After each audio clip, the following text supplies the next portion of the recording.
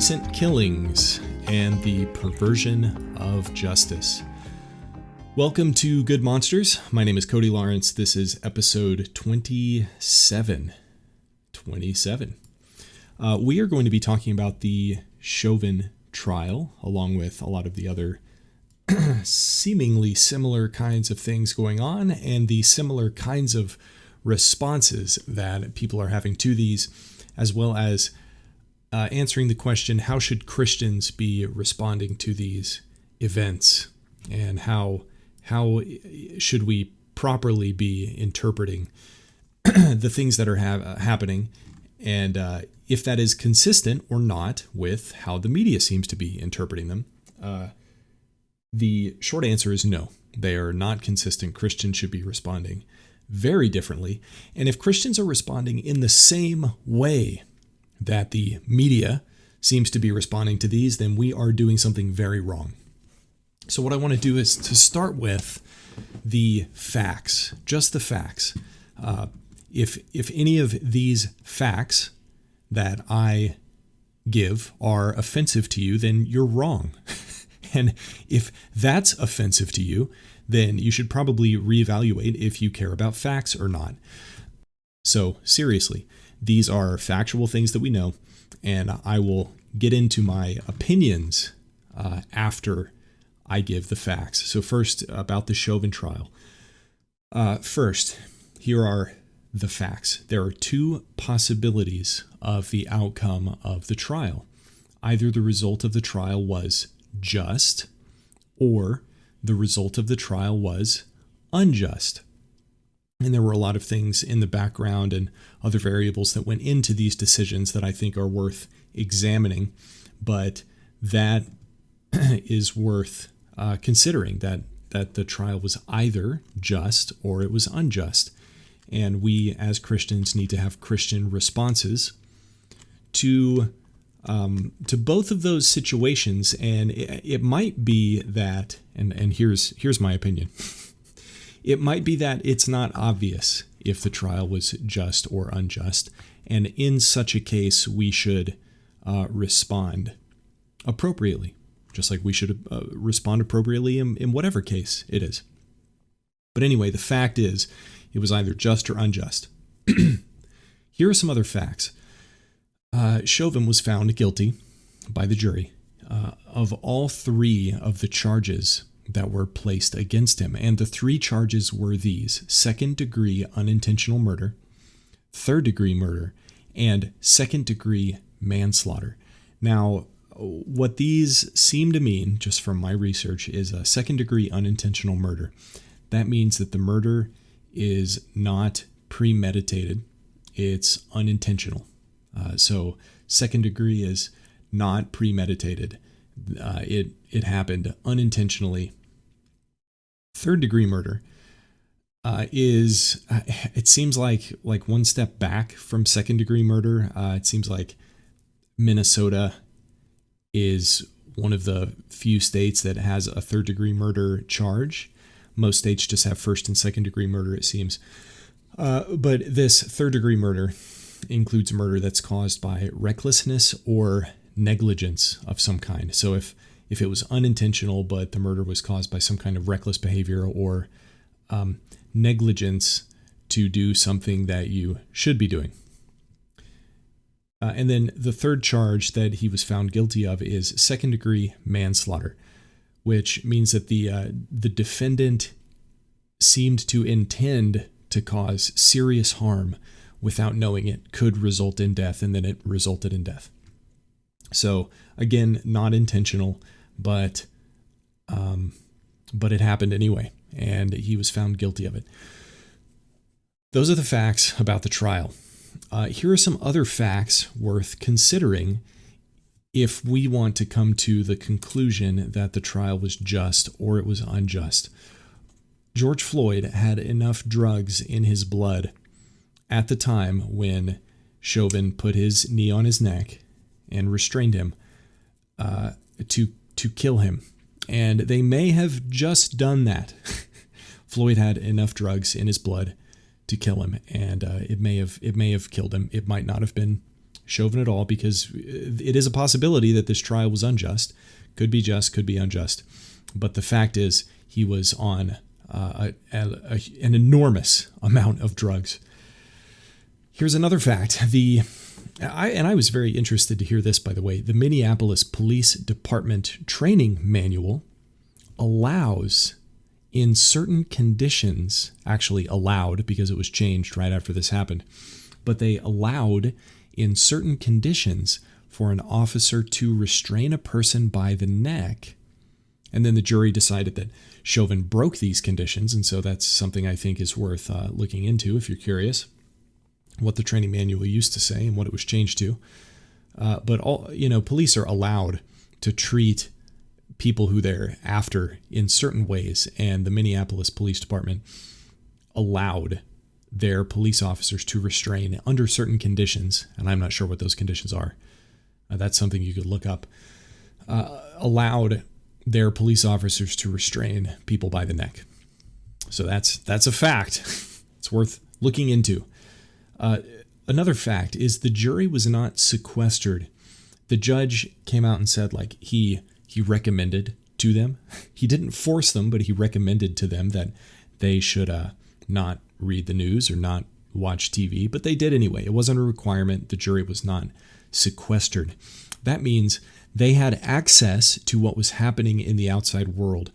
A sequestered jury seems typically to be a fairer jury, where the jury is not influenced by outside forces or media or relatives or whatever, because the jury doesn't know, it is supposed to be as unbiased as possible, and so it is not supposed to have whenever they are sequestered, they're not supposed to have access to the outside world so that they can judge the case unbiasedly. But this jury was not sequestered.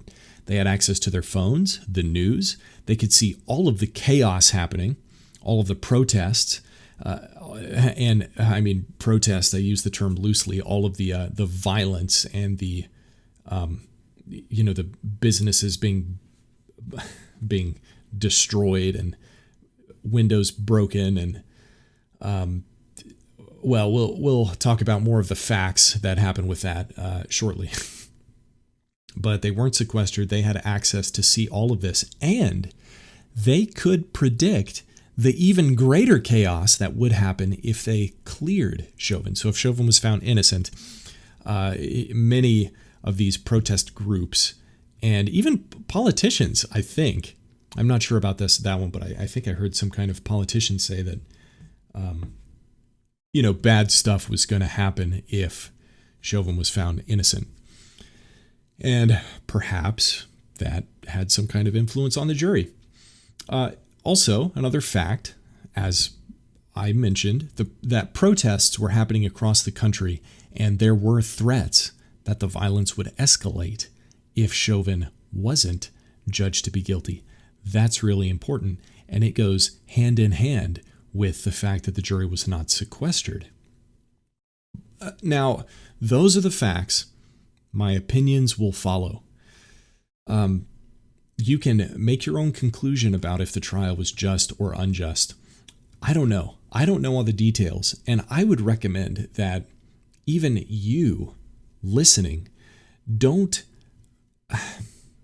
confirm 100% that the trial was definitely unjust, because unless you have had time to look at all of the evidence yourself and judge yourself what you think fairly is if the trial was just or unjust based on knowing all of the evidence. Because right now, I don't know all the evidence. I don't know what the jury saw, and I wasn't there, and I don't know what really happened, and I haven't examined the autopsy of Floyd and all of this stuff that went into this decision. I don't know. I don't know if George Floyd would still be alive if Chauvin didn't have his knee on his neck. I tend to lean towards saying he probably would have died anyway. And regardless, he was doing things that he wasn't supposed to do, and the police was taking, I don't know if it was appropriate action or not. It seemed like being on somebody's neck for 8 minutes is a little inappropriate, but, I'm not sure I would call it murder. But anyway, regardless, those are my opinions. And as you can tell, I'm also not holding firm to the fact that, 100%, the judge and the jury were wrong. Chauvin's innocent for sure. I'm not doing that. And I think it's important for no reasonable person, but especially Christians, as we need to hold ourselves to a higher standard. It's important for Christians not to do that either. And here's why. Because of what justice is. Christians should be less concerned about the result of this trial, and we should be more concerned about the perversion of justice that is happening in our country. Justice, according to the noisy social justice warriors in our country, is when a black person is killed by a white person. That is injustice. No matter the reason, it is unjust when a black person is killed by a white person. If a white person is killed by a black person, that goes totally under the radar. We don't hear about those. We don't hear about when black people kill black people. We don't hear about when white people kill white people. But all over the news, people die all the time. And the things that are always focused on is when black people kill white people. Why? Statistically, it's not even very common. So we have to ask ourselves, why is this happening? And what's worse, not only why is it happening, because, there are various reasons as to why that is happening politically and why certain people want to get power and to push other people out of power. But behind all of that, the reason that this is happening in the first place is that there is a perversion of justice happening.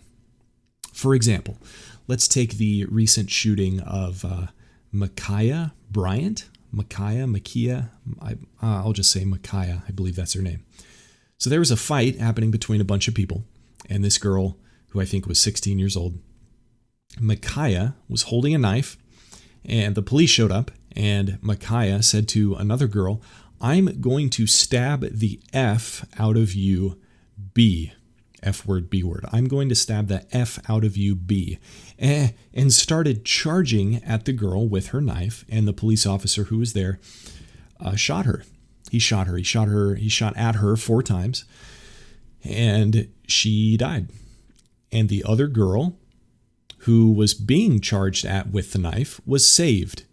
And there were interviews of people from around the town, and even the girl who was attacked, I believe, she was like, I would be dead if not for this cop. So the cop definitely saved a life here. But how is the media and the protesters responding? How are the media responding, and how are the protesters responding?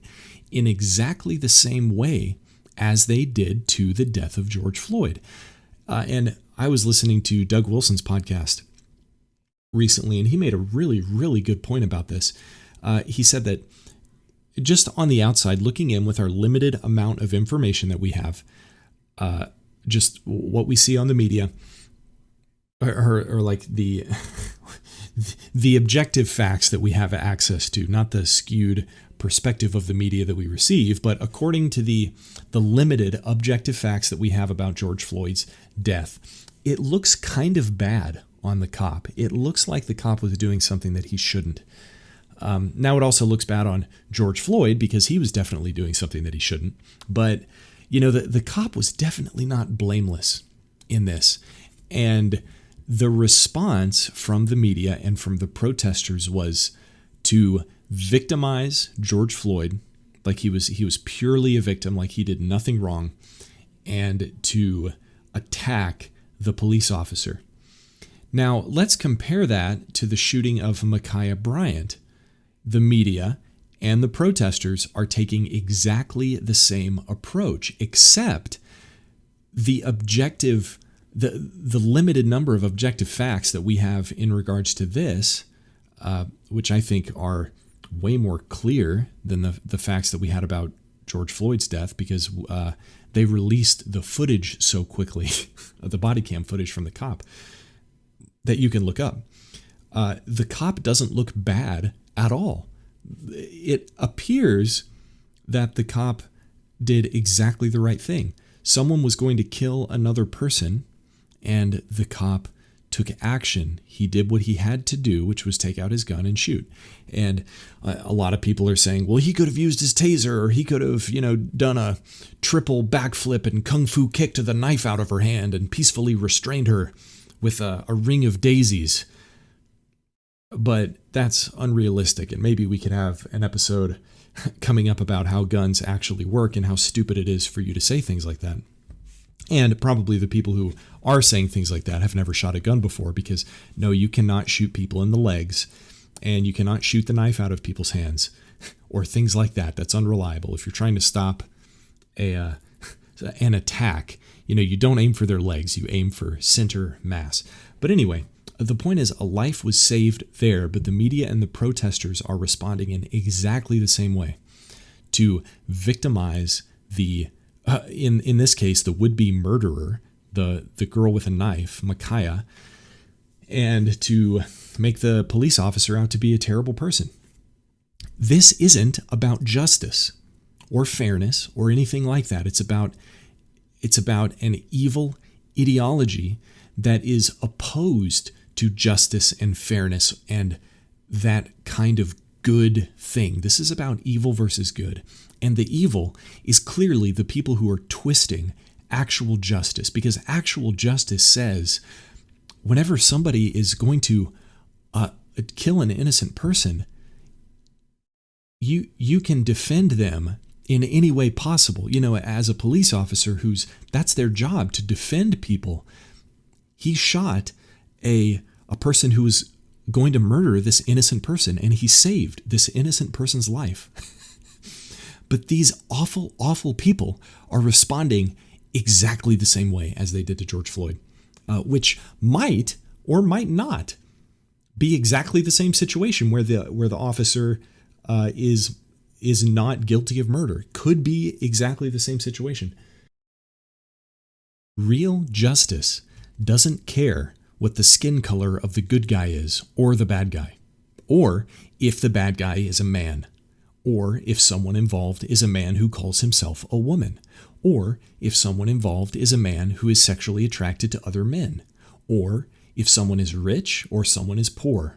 Real justice judges based on the thing that happened and not how noisily the people outside are screeching.